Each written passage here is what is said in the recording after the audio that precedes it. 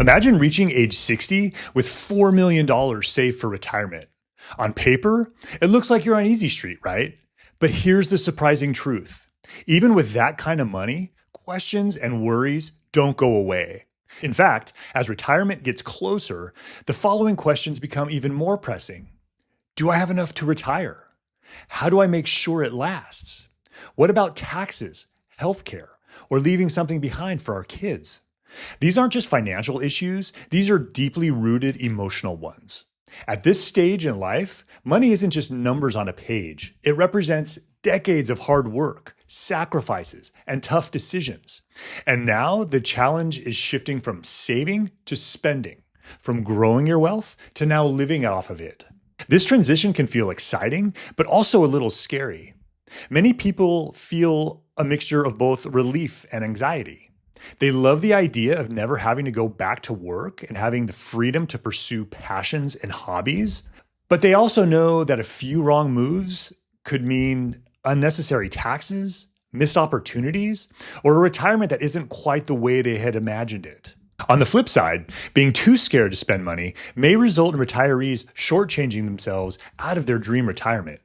That is why today I'm going to walk you through a case study of a couple who are exactly at this crossroads.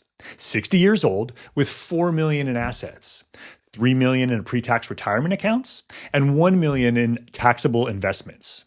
And even if you don't have this level of assets, you'll still learn a lot by watching this case study. So stay tuned. Hi, my name is JP Geisbauer.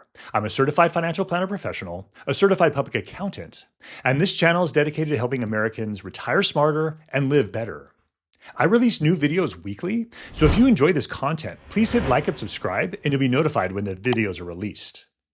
Whether you're already at this stage or planning ahead for when the time comes, this case study will give you a window into how thoughtful planning can turn uncertainty into clarity and help you feel confident about enjoying the retirement you've worked so hard for. With $3 million in pre-tax retirement accounts and another $1 million in taxable investments, we'll model out their future, explore their options, and answer some big questions like, how much can they safely spend each year without worrying about running out?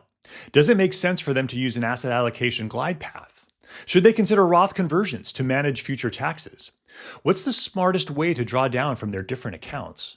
And how can they structure their plan so they not only feel financially secure, but also emotionally confident about the next stage in life? So let's dive right in. Okay, so here we are in case study mode. Now, if you've been with me before, you know the place that I like to start off with is the personal balance sheet, just to kind of level set where we are. Now, before diving into this, I wanted to ask you a question. Normally, I set up the fact pattern with a couple of different slides describing the fact pattern goals, things like that.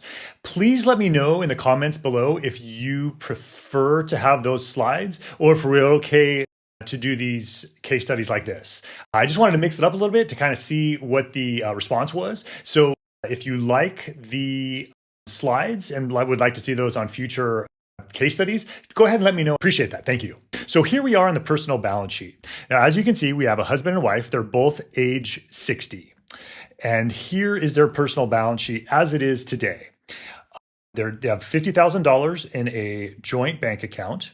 They've got $100,000 in a joint brokerage account that has a 50% cost basis. So their cost basis here is $500,000, meaning for every dollar that they sell, there's going to be about a 50% gain on that sale.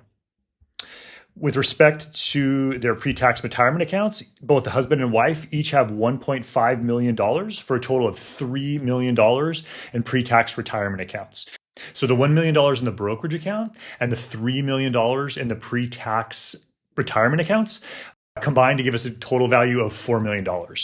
They also own their primary home outright for $1.75 million, bringing their total net worth to about $5.8 million, of which is the $4 million of investable assets that we talked about in the introduction.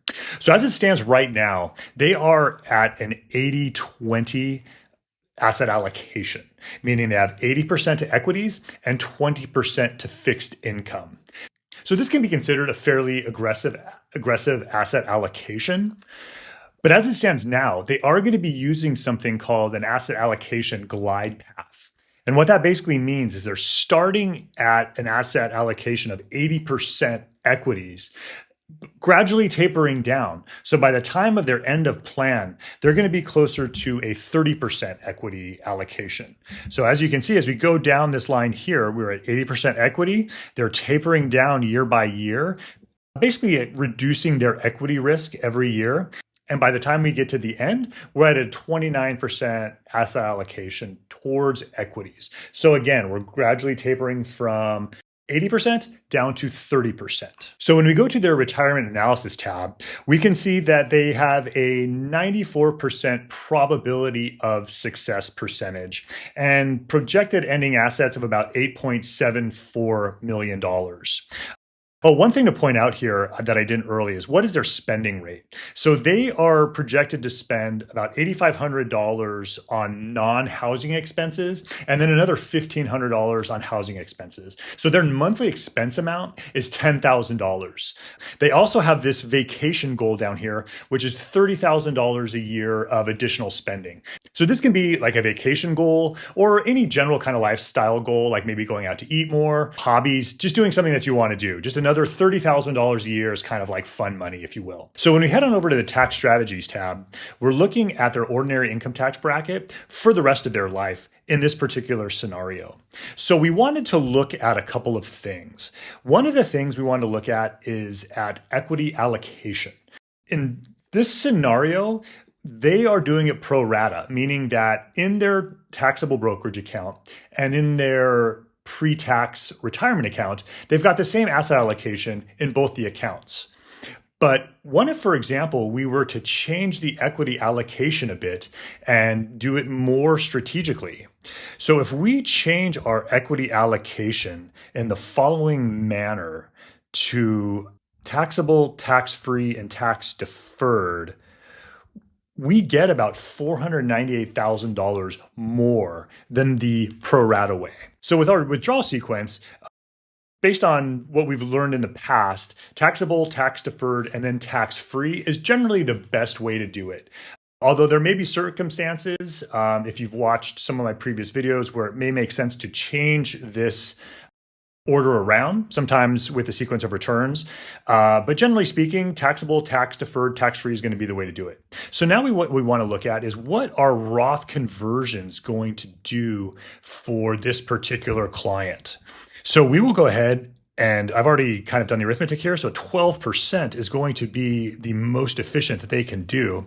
So when we do that, we can see that by doing some of these minor tweaks, right? These tax strategies generate $1.2 million in tax-adjusted ending assets, then not doing those. So this is some information that the client's definitely going to want to know about and make some decisions around. Should they do the Roth conversion strategy? And also, what's the equity allocation as it relates to asset location? So these are two key factors that, even though they've already got the $4 million, we'll want to walk through with them and try to figure out what's the best way to do this. Okay, so going back to our retirement tab, we're going to go ahead and say for our tax strategy that we're going to use the proposed strategy, which will help out our ending balance by about $100,000. Again, these ending balances are run through Monte Carlo analysis, so it's not going to be the exact amount we saw before, but it will change to the benefit. The other thing we want to talk about is a Social Security optimization strategy. Now, the client had initially decided that they wanted to claim Social Security at age 62. Their life expectancy, they're both in very good health, was to about age 95. We did a Social Security optimization analysis strategy, and if they wait until age 70, they're going to have projected $5.5 million of total income from Social Security. Now, when we compare this with them claiming Social Security at age 62, we can see that waiting till age 70 creates 1.76, almost $1.8 million more in Social Security earnings over their lifetime by waiting to age 70. So if we go to our retirement analysis tab, we'll plug in the optimal Social Security strategy and see what that does for our analysis. So by waiting till age 70, their projected ending asset balance has grown to now $10 million compared to 8.7. So one more thing we want to take a look at is the glide path. Now with the glide path, again, remember, we're tapering from 80% equities to 30% equities. But let's just say our client is risk tolerant and they are willing to take the risk and they don't want to do the default glide path, meaning they want to carry 80-20 throughout their entire life.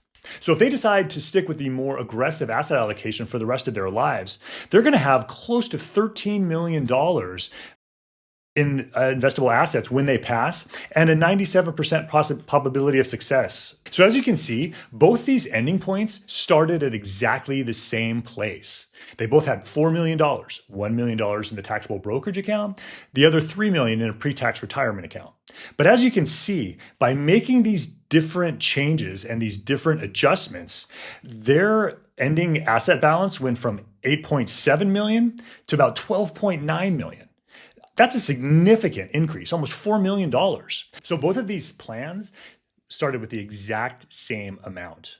But by making adjustments to glide path, Social Security, tax strategy, withdrawal strategy, and also asset location, we can see how ending assets can dramatically increase or decrease depending upon the strategies used.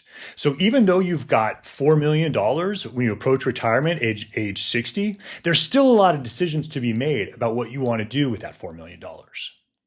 As you saw in this case study, having $4 million at retirement doesn't automatically mean you have all of the answers. In fact, there will be many decisions you'll have to make along the way. The real key is making sure you are comfortable with your retirement plan and that your money is working for you. The right asset allocation, in the right accounts, withdrawn strategically, and in a tax-efficient manner. More importantly, having a plan that gives you clarity and confidence and allows you to enjoy your retirement years without second-guessing every decision. It's not just about whether or not you saved enough. It's about creating peace of mind and knowing that your finances are aligned with your goals, your values, and the life that you want to live. That's really what planning is all about. So if you're at this stage of life and would like to discuss your retirement plan with a professional, click on the first link in the description to book a free call with me. And if you're in or approaching your first year of retirement and want to know how to make the most of it, check out this next video here. Thank you for watching, and I'll see you next time.